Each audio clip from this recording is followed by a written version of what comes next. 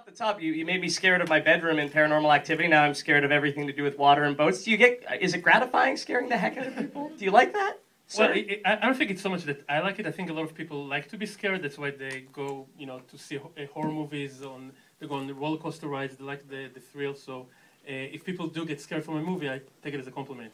You do. Now, earlier today when we had you in studio for Inner Space, we asked what scares you, and you told the story of being terrified of The Exorcist when you were a kid. So is this, venturing into the land of horror, is that something to make you feel better about being terrified yourself?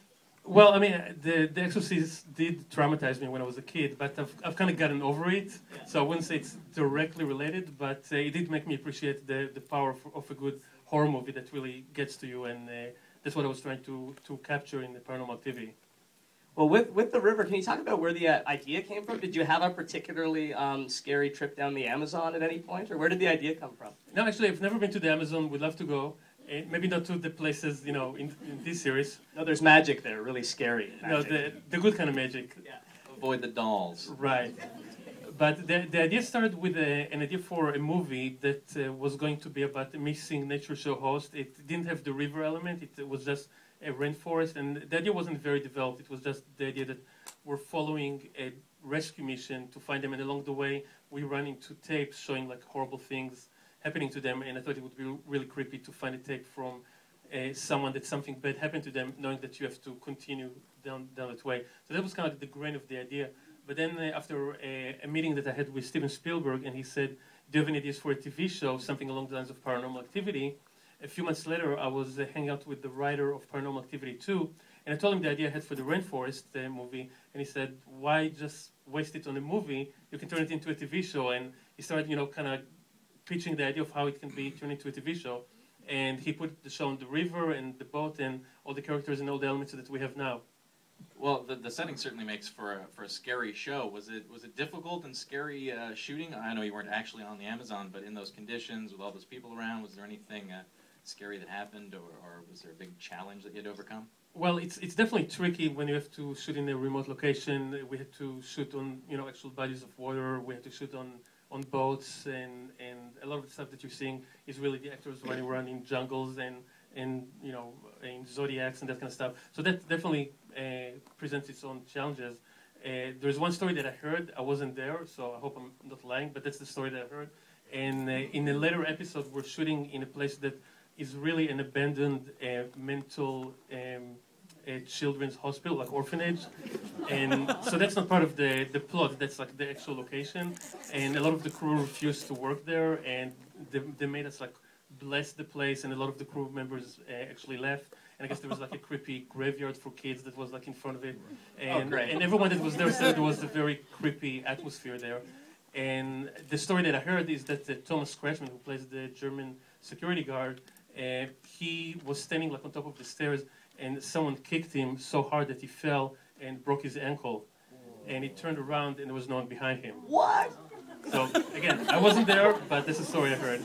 You had 13 cameras for this show. Were any of them rolling at this point? That was between takes, actually. Ah! Yeah. It's always the way. Can you talk a bit about how you approach shooting this? Because obviously you're delving back into that territory of found footage. You also have the security cameras. So how many cameras did you have going at any one time? Well, almost always we would have at least one or two handheld cameras. Sometimes we would only have the stationary cameras. And what's cool about it is that the actors would never know which camera is shooting, which camera we're going to use. Sometimes there would be 10 or 12 cameras rolling at the same time. So they weren't really playing for a specific camera. They were just kind of going about the business of being immersed in their character and the environment, which I think kind of helped create a more natural performance. And they can't slack off, right? Because there's always a camera on them. So yeah, there's always something capturing break. something. And in many cases, when you see the actors actually operating the camera, then the cameras would always be rolling. And in some cases, we do use footage that the actors themselves filmed. Like in the stuff that Bruce Greenwood is filming himself, that's really him holding a handycam, crawling into some wall or a little hole in the wall or a cave. And, we give him like the general idea, and he just does his own thing, and he comes back, and like, oh, awesome. Cool. Bruce Greenwood's a great DOP. Who knew, right? Yeah. Can you talk about casting him? Because obviously we loved him in Star Trek movies like National Treasure, Book of Secrets, 13 Days. How did you decide on him as Dr. Emmett Cole? Well, we knew that the character of Emmett Cole is going to be really one of the most important characters, even though we don't see a lot of him at the beginning. He's kind of like the driving force for why everyone is there. And someone mentioned his name when we were going through them, and everyone's like, yeah, he would be awesome. And once we got stuck on Bruce Greenwood, we kind of even stopped talking about anyone else. And we said, we just have to go for Bruce Greenwood. We just thought he would be absolutely perfect. And we pursued him, and he's like a very smart guy, so he wanted to make sure that the character is well thought of and that we know where we're going with the series, where his character is going to develop. So it took a lot of coaxing, but eventually, like really close to the start of the shooting date, he finally agreed to be on, which was really good for us because we didn't have a second choice, and we would have been really screwed if he said no. Did you tell him in advance about shooting at the Children's Graveyard, or did you wait until he signed? We waited. Yeah. Well, before we open it up to questions from the floor, does anyone have any? Oh, yeah, definitely. Okay. Last question for you then. With regards to knowing where you're going, how far do you know ahead where you want to take this series? Because we've had some series in the past where it seemed like we knew where we were going, but when we got there, some people were disappointed. Are you asking about a black smoke monster? Is that what's I'm happening? not saying anything specifically. Well, if you're asking about Lost, then we all really loved Lost. And I did too. Yeah, and I watched the whole season through. I mean the whole show. I thought the first couple of seasons were some of the best TV I've ever seen, and then it got a little confusing, and it was done by ABC, and they did learn their lessons, and they were saying that we can't really string people along, for too long, and that's why it's really important for us that every episode is kind of like its own self-contained mini horror movie, and every season is its self-contained season that it does lead off, cliffhanger to the next one. But we do have a roadmap. We know if we're going to get picked up for more seasons. We don't have, every single episode written, but we know where we're going, and we know kind of like what's our ultimate end goal. Very cool. The source, that kind of intrigued me in the first hour. Will we find out what the source is?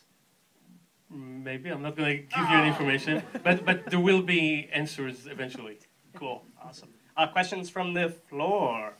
Just put up your hand. Thought a few people said yes out there. Hello. So what if you're not a hit? Are we going to see an outcome in 8 episodes? I have no idea. That's I just make the episodes. They'll be up to the networks. I believe they're going to air all the episodes no matter what. Hopefully the fans will tune in and we'll get picked up for more. But who knows? There's been a lot of great advance buzz about the show. IO9, one of my favorite sites, called it the best pilot they've seen in years. Has that been heartening for you, all of this advance buzz? Yeah, we're getting really good buzz so far. We're getting great reviews, and people seem to respond very positively to it. So we're optimistic, but you never know. So we'll find out soon enough. We liked it. Another question? With 13 to 15 cameras, are you storyboarding, or are you just working from a script and seeing what you get visually and working with the editing room? Some of the more complex things are storyboarded. In other situations, we deliberately try to give it kind of like a messy feeling. So the actors, we have kind of like a general idea what's going on in the scene, but we don't tell them, this is your X mark and you need to walk to the Y mark. We just tell them, this is what's happening in general, and we let them kind of like, find themselves in the scene and not worry about which camera is filming them. And then, yeah, it's a nightmare for the editor to sort out through all the footage. Okay. Do you mind if I follow up? How many of the special effects are practical, and how many are post? Most of the special effects, as much as we can get away with, are practical. Some of the CGI is actually just more like enhancing the scenery, and we wanted to add like, a bird or something like that in the background. So we try to do as much of the stuff practical as we can and use CGI mostly to enhance the scenery. There's one right here. How difficult was it to write to a TV format as opposed to writing for a film format where there's a lot more tension you can build up? It's very tricky for several reasons. First of all, you have to take into consideration commercial breaks, and you have, in one sense, a lot less time to tell a story. You only have an hour, which is actually 40-something minutes, and in a movie you have, an hour and a half or 2 hours. But if you think about it in the context of a season, then you actually have a lot more time. You don't have to tell an entire story of a character in one episode. You can introduce them and then build up on them in every, consequent episode. So you actually can get in far more depth into characters and relationships and dynamics than you would ever get the opportunity in a movie. So it does take a lot of planning, and it is tricky, but once you kind of embrace it, then it gives you a lot of options. When coming up with a concept for a show like this, and you've got, you're pitching it, do you have like a 1 year, 1 season, 2 season, 3 season type of roadmap, or is it just something like, well, if we don't get picked up, we need to give this to the audience. We're going to close it off like this, and if we don't, and yeah, like how does that work? Well, usually in a pitch, we would mostly focus about the pilot and introduce the characters, and then the sort of like the overall view for the first season. And then we say, and if we get picked up for more seasons, this is our idea for the second season, third, fourth, fifth, and this is kind of like the big season finale, the big show finale, if we ever get there. So we do kind of pitch the whole overview for the show. So do you have a, like, when you're pitching it, are you like, well, we see it as kind of a 5-season thing, or do we see this as like a 3-season thing? And, does that even come into consideration at the beginning, or are you just thinking about 1 season and hopefully, you get picked up for another one and then... Well, it's both, because we need to focus first of all on each individual episode that needs to stand on its own, and then we need to focus on the season. If we never get picked up for more, we want to make sure that we have one really great season, and if that's all it is, we want it to have a great beginning and a great conclusion that's satisfying, even if it does leave some questions unanswered.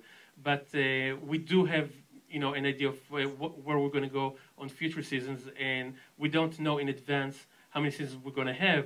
So if they're going to tell us, one at a time, you're only going to get one more season, we'll make sure to get the most out of that one. If they're going to tell us you have 4 seasons, that's it, then we're going to plot out the whole, the rest of the show all the way to our end goal. Can I ask you about humor in the show? Because I'm fascinated between the connection between horror and laughter. It seems when people get scared, that their next reaction is often to laugh, and especially the scene where Emmett was putting the bear back on the tree. It was pretty funny at points, right? So is that something that you intend to build on as you go along with the show, that connection between laughter and being just scared out of your wits? Yeah, as much as we can. There's the deliberate, comedy that we're trying to put in sometimes just to kind of release tension, and it just makes the show more entertaining. And we also know that sometimes people in places where we don't think are supposed to be comedy, that are supposed to be really tense, that people just laugh, kind of like this nervous laughter, which is sometimes also a good sign that you're getting to them. Yeah.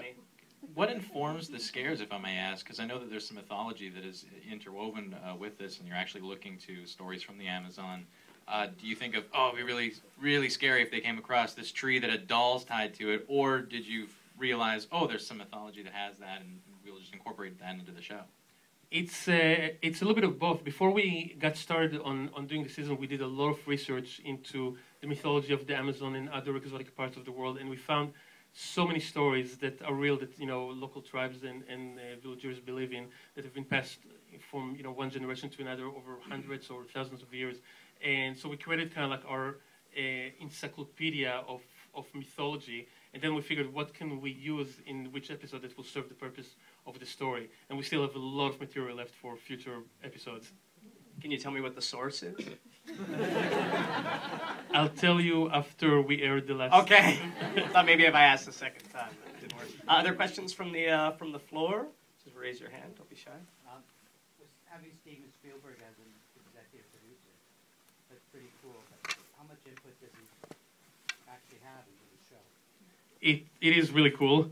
And he was surprisingly involved for being as busy as he is. He was involved in the casting process, and even the first time we pitched the show to him, like right there on the phone, he instantly fired off a whole bunch of ideas and thoughts. Many of them, made it into the show.